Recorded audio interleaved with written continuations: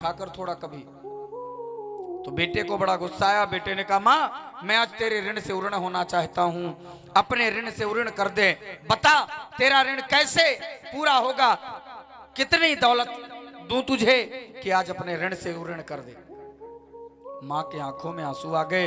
माँ ने कहा, बेटा तू अपन आज अगर उऋण होना चाहता है तो एक काम कर, आज की रात तू मेरे साथ सो जा। तो माँ ने कहा, बेटे को मेरे पास सो जा तू आज, और मैं तुझे अपने ऋण से ऋण कर दूंगी। लेट गया बेटा। बेटा लेटा था, बात कर रहा था। इसके बाद बेटे को नींद आ रही थी, बेटा सोने वाला था। तो माँ ने बेटे से कहा, बेटा प्यास लगी है, जरा पानी लाना। अब बेटा ऋण चुकाने के लिए आया, गया पानी लेने। पानी लेके आया, माँ को दिया। माँ ने थोड़ा सा पानी पिया, और जिधर बेटा लेटा था माँ ने बाकी का पानी थोड़ा सा पीने के बाद उधर गिरा दिया। दोबारा फिर से आया। फिर बेटा सोने वाला था। जैसे ही बेटा सोने वाला था, माँ ने फिर कहा, बेटा प्यास लगी है, जरा पानी लाना। फिर पानी लाया। माँ ने थोड़ा सा पानी पिया, और बाकी पानी जिधर बेटा लेटा था फिर गिरा दिया। ऐसा कई बार हुआ। जब बेटा सोने वाला होता तब माँ उठा देती, बेटा पानी लाओ, और माँ थोड़ा सा पानी पीती, बाकी पानी बेटे की तरफ गिरा देती। बेटे ने को क्रोध आया। बेटे ने कहा, माँ ये क्या करती हो, बार बार जब जब मुझे नींद आने वाली होती है तो मुझे जगा देती हो, और ये पानी मेरी तरफ गिरा देती हो, मैं कैसे सोऊं इसमें। माँ के आंखों में आंसू आ गया। माँ ने कहा, बेटा बस एक दिन में तू थक गया, एक दिन में तू परेशान हो गया, एक दिन में तेरी नींद चली गई। बेटा जब तू छोटा था, मैं तुझे गोद में लेकर के अपने बिस्तर में सुलाती थी, तू रोता था, मुझे नींद आती थी, मैं सोने वाली होती थी, पर तू रोता था तो मैं तुझे पानी नहीं अपना स्तन पिलाती थी। तू स्तन पीते पीते मेरे स्तनों को काट देता था सोते सोते, पर मैंने कभी तुझे डांटा नहीं। और तू रोता था, और मैंने तो तेरे बिस्तर पर पानी फेंका है। तू तो मेरे बिस्तर पर मलमूत्र त्यागता था, मेरे बिस्तर पर मलमूत्र करता था, तो मैं उस मलमूत्र पर सोती थी, उस गीले में मैं सोती थी, और तुझको सूखे में सुलाती थी। बेटा तो भूल गया वो एक दिन तू नहीं सह पाया, और मैंने तो ये जाने कितने दिनों तक किया है। बेटे ने जब ये बात सुनी, बेटे को तत्क्षण वैराग्य हो गया। माँ तूने मेरी इतनी सेवा है किया। बेटा जिले का कलेक्टर था। बेटे ने तत्क्षण सब कुछ छोड़ दिया। बेटे ने उसी समय अपने पद से इस्तीफा दे दिया कि वास्तव में मां से बढ़ के कोई नहीं होता, जगत में मां से बढ़ के कोई नहीं होता। आप किसी को कितना कुछ भी करिए, लेकिन जीवन में उस मां को दुखी मत करिए, उस पिता को दुखी मत करिए जिसने आपको जन्म दिया है। आपके लिए जाने कितने संकट से। जगत में मां से बढ़ के कोई नहीं होता।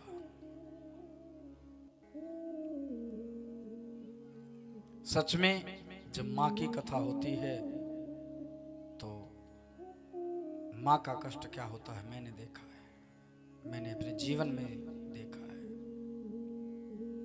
हम लोग छोटे थे और हमारी माता जी का स्वास्थ्य, हार्ट के 3 ऑपरेशन हुए, 6 भाई पिताजी, कोई भोजन देने वाला नहीं, कोई पानी पूछने वाला नहीं। उस बाल्यावस्था में बहन को लेकर के और क्या जीवन गुजारे हैं। और उसके बाद भी हमारी माता हमें पाल पोस करके और इस जगह तक पहुंचाई। मैं कैसे कहूं कि भगवान बड़ा है मेरी मां के सामने, कैसे मानूं कि परमात्मा बड़ा है मेरी मां के सामने। तो याद रखिए, जगत में मां मां होती है और मां के बाद दुनिया होती है। सबसे पहले मां होती है जिससे हमने जन्म पाया है। महाराज,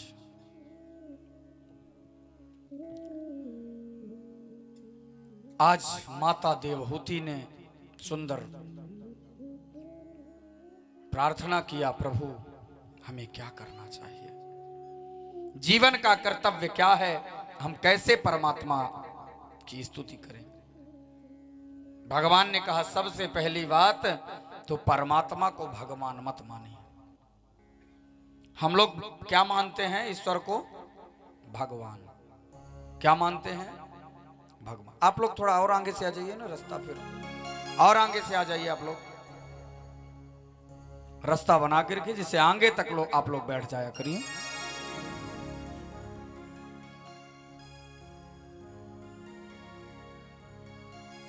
तो हम लोग क्या मानते हैं? परमात्मा को भगवान।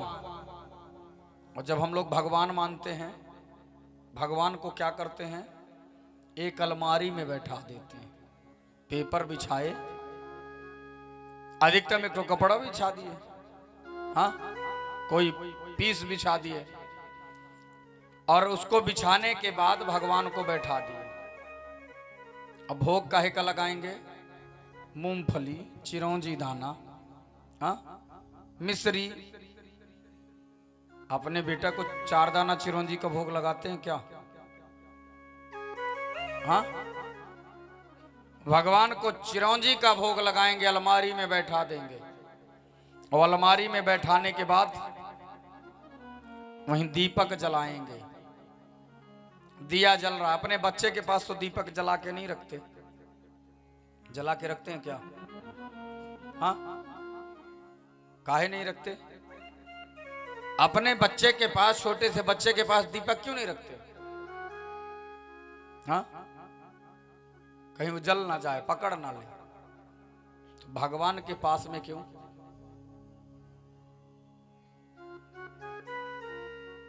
अपने बच्चे को तो बहुत सारा चंदन टीका नहीं लगाते, भगवान को इतना टीका लगा देंगे कि लड्डू गोपाल लाल गोपाल हो जाते हैं। इतना टीका लगेगा कि पूरी आंख वांख सब लाल हो जाएगी। छोटे बच्चों को सिंदूर ज्यादा नहीं लगाना चाहिए, केमिकल होता है। और उसके बाद कभी घर से गए ना कहीं घूमने, तो अलमारी में भगवान बैठे, बाहर से ताला मारे, ताला बंद किए, और भगवान बैठे हैं, हम ताला बंद करके चले गए। अपने बच्चे को तो ऐसा नहीं करते। अपने बच्चे का रोज बिस्तर बदलेंगे, रोज नए कपड़े पहनाएंगे, रोज अच्छे अच्छे कपड़े पहनाएंगे। गर्मी है तो बढ़िया ठंडे ठंडे पानी से स्नान करवाएंगे, ठंड है तो गुनगुना पानी करके स्नान करवाएंगे। हम लोगों के अंदर भक्ति आई, ठंड है तो भगवान को उबलता पानी लाए नहला दिए, गर्मी है तो पहने हैं भगवान मोटा कपड़ा, ठंड है तो भगवान बैठे हैं अलमारी में पेपर के ऊपर। काहे? काहे कि वो भगवान है। क्या है? भगवान है। यही सेवा भगवान की होती, जो भगवान होगा उसकी यही सेवा होगी। भगवान मत मानिए, परमात्मा को अपना परिवार मानिए। क्या? आपके जीवन में जिसकी कमी हो, जिसकी कमी हो वही मानिए। बेटा नहीं है, बेटा बनाइए, कौशल्या जी की तरह, देवकी की तरह, यशोदा की तरह। पति नहीं है तो मीरा की तरह, रुक्मणी की तरह, जानकी की तरह पति बनाइए। मित्र नहीं है तो सुदामा की तरह मित्र बनाइए, बाल ग्वाल मुंह की तरह मित्र बनाइए। शत्रु नहीं है तो कंस की तरह, रावण की तरह, शिशुपाल की तरह, हिरण्यकश्यप हिरण्याक्ष की तरह परमात्मा को अपना शत्रु बनाइए। या आपके जीवन में सारे रिश्ते अगर पूरे हैं तो सबसे छोटा बेटा भगवान को मान लीजिए। क्या भगवान को क्या बनाइए? छोटा बेटा। द्रौपदी जी ने भगवान को अपना भाई बना लिया था। अपनी धोती को फाड़ करके, चीर को फाड़ करके हाथ में बांधा था। भगवान ने कहा तूने आज अपनी साड़ी की कीमत नहीं की, ये सौभाग्य की वस्तु है और इसको तुमने नहीं देखा और मेरे हाथ में बांध दिया। तो मेरी बहन बन गई, चल इसकी कीमत हम कभी चुका नहीं सकते, लेकिन समय आने पर इस चीर का बदला जरूर देंगे तुमको। दुष्ट दुशासन चीर हरण करते करते, निर्वस्त्र करते करते थक गया, समझ ही नहीं पाया कि साड़ी है कि नारी है, कि नारी है कि साड़ी है। हाँ, भगवान साड़ी बन के आ गए, ले खींच कितना खींचे, थक गया दुष्ट दुशासन। तो अपने जीवन में जिसकी कमी हो, आदरणीय वशिष्ठ जी ने और सांदीपनी मुनि ने भगवान को अपना चेला बनाया था, शिष्य बनाया था। बनाइए तो सही आप भी। जो आपके जीवन में कमी हो, एक रिश्ता बनाइए भगवान से। आप क्या मानते हैं? भगवान मत बनाइए। अगर भगवान बनाएंगे तो वही अलमारी में बैठेंगे, भगवानों कहेंगे तुम भगवान मानो, हम भी ऐसे भगवान बने रहेंगे, अलमारी में बैठे रहेंगे। हाँ? तो जीवन में सबसे बड़ी भक्ति है मुस्कुराते रहिए। क्या? सर्वश्रेष्ठ भक्ति है कि मुस्कुराते रहिए। आदरणीय कपिल देव भगवान कहते हैं कि संचित्तयेत भगवत चरणारविंदम वज्रांकुश ध्वज सरोरुह लांछनाढ्यम।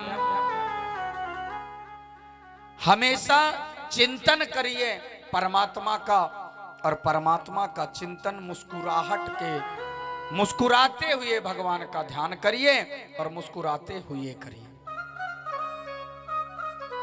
हमेशा मुस्कुराते रहिए।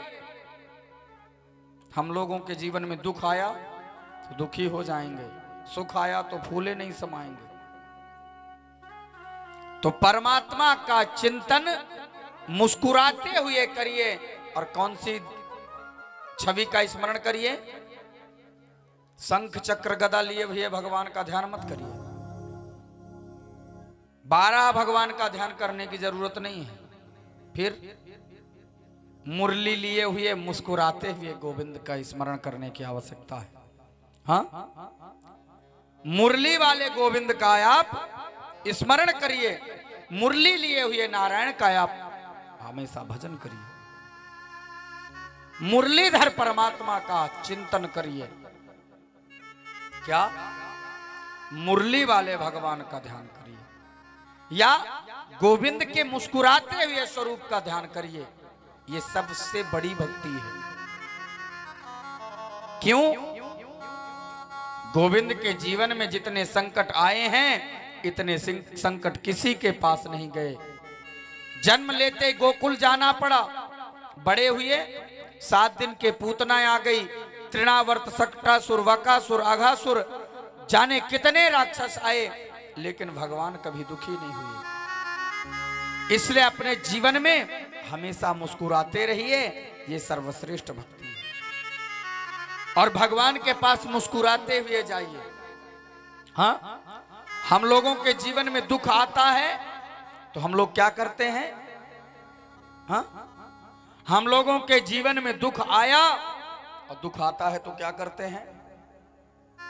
हाँ, दुख आए तो भगवान के पास रोते चले गए, और सुख आया तो भगवान को भुलाए गए। सुख आया तो दिखावा करने चले गए। दुख में सुमिरन सब करें, सुख में करे न कोई। और जो सुख में सुमिरन करो तो दुख काहे को होए। तो हमेशा परमात्मा के मुस्कुराते हुए स्वरूप का मुस्कुराते हुए दर्शन करो, हमेशा मुस्कुराइए, ये सर्वश्रेष्ठ भक्ति है। और आप काम कुछ भी करिए लेकिन भगवान का नाम हमेशा जपिए।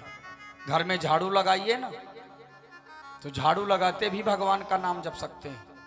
झाड़ू तो हाथ से लगाओगे, भगवान का नाम तो मन से लेना है।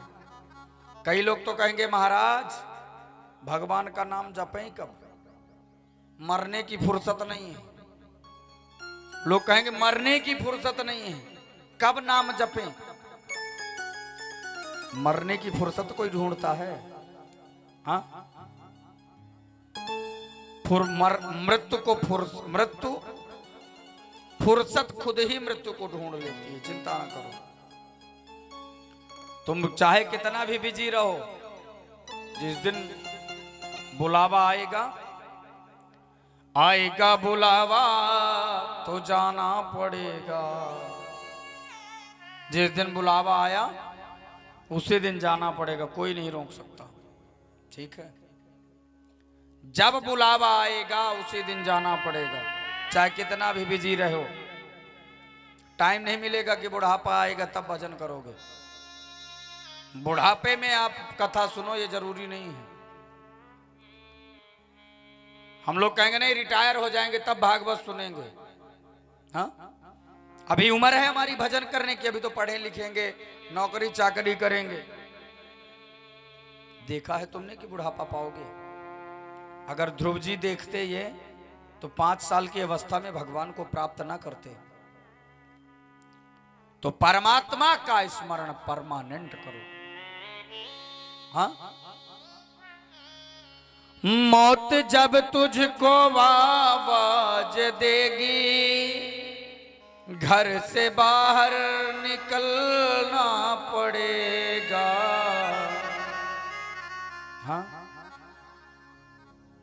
जिस दिन आवाज आई उसी दिन निकलना पड़ेगा। तो परमात्मा की मानसिक भक्ति करिए, और जिसमें आप काम कुछ भी करिए पर भगवान का नाम परमानेंट जपिए। भोजन पकाइए, और जब भोजन पकाइए ना तो भोजन पकाते पकाते भगवान का नाम जप सकते हैं। ऐसा नहीं कि मैं यूं बनाने के लिए मैं बनाऊं सब खाएं। आप भोजन पकाइए और भोजन बनाइए जब ना, तो प्रभु से प्रार्थना करिए, वाह प्रभु आज मैं कितनी भाग्यशाली हूं कि मेरे हाथों से प्रसाद बन रहा है, मेरे हाथों से आपका भोग बन रहा है। आज मेरा जीवन सफल हो गया कि आपके लिए मैं भोग बना रही हूं। मेरे हाथों का बनाया आप पाएंगे, और जो आप पाएंगे ना, जिसे आप पाएंगे ना प्रभु, उसे मैं बना रही हूं। ये मेरा सौभाग्य है। ऐसी कृपा करो कि मुझे रोज मौका मिले। हाँ, और जब भोजन बनाएंगे ये भाव लेके रखेंगे तो आपने बनाया तो भोग लगाएंगे, और जब भोग लग जाएगा तो प्रसाद बन जाएगा। क्या बन जाएगा? प्रसाद। और जब प्रसाद बन जाएगा तो प्रसाद पाएंगे। प्रसाद पाया जाता है, प्रसाद खाया नहीं जाता। खाना नुकसान कर सकता है, खाना नुकसान करेगा, लेकिन प्रसाद कभी नुकसान नहीं करता। आप भंडारे में देखो कोई मसाला नहीं डाला जाता। हाँ, भंडारे में कोई मसाले नहीं, लेकिन फिर भी सब्जी बहुत बढ़िया होती है। क्यों? क्योंकि भगवान का प्रसाद है। पूड़ी बढ़िया होती है, प्रसाद है। घर में हलवा बनाओ ठीक नहीं लगता, लेकिन भंडारे में बड़ा आनंद आता। काहे? क्योंकि भोग लगा है तो प्रसाद है। तो भोजन बनाकर भोग लगाकर प्रसाद पाइए, कभी आपको नुकसान नहीं होगा। हाँ, चाहे आपको कितना भी ब्लड प्रेशर हो, भंडारे की पूड़ी पालो आपको नुकसान नहीं करेगी। भंडारे के हलवा पाने से शुगर नहीं बढ़ेगी। हाँ, वर्ष 2019 में डिस्ट्रिक्ट आपके सतना में बिरला हॉस्पिटल में अप्रैल 16 को डॉक्टर ने मुझे कहा कि महाराज आपको शुगर है। तो हमने कहा सच में शुगर है? तो हमने कहा ऐसे हम नहीं मानेंगे, पहले जलेबी मंगाओ आप। तो जलेबी लिए, एक पाव जलेबी लिए। हमने जलेबी पाया, हमने कहा अब चेक करो शुगर है कि नहीं। जब जलेबी पाने के बाद डॉक्टर ने चेक किया, बोले महाराज नहीं है, ये तो नॉर्मल आ रही है। तो हमने कहा कि लगता है बहुत दिनों से भगवान का प्रसाद पाए नहीं, इसलिए शुगर कम रहा है। डॉक्टर ने कह दिया महाराज थोड़ा ध्यान दो अपना। हमने कहा हम अपना ध्यान देंगे तो भगवान क्या करेंगे? यदि अपना ध्यान हमको देना है तो ये काहे के लिए है? Tension free. हाँ, और वर्ष 2019 में फरवरी में 6 फरवरी को मैं ऑपरेशन करवा के आया मुंबई से, और 2 ऑपरेशन लगातार बड़े ऑपरेशन करवाया। और 11 फरवरी को सतना में संतोषी माता मंदिर के पास कुशवाहा परिवार में मैंने भागवत कथा बोला। लगातार 2 भागवत, एक संतोषी माता में और एक बिरसिंहपुर में। इतने बड़े ऑपरेशन के बाद मैंने कहा टेंशन तू ले, मैं टेंशन लेने के लिए नहीं हूं। टेंशन तू ले, अपनी टेंशन की जवाबदारी नहीं है, हमारी टेंशन तू कर। हाँ भाई, इतना तो तू कर सकता है तो हम तेरे पीछे चलते हैं।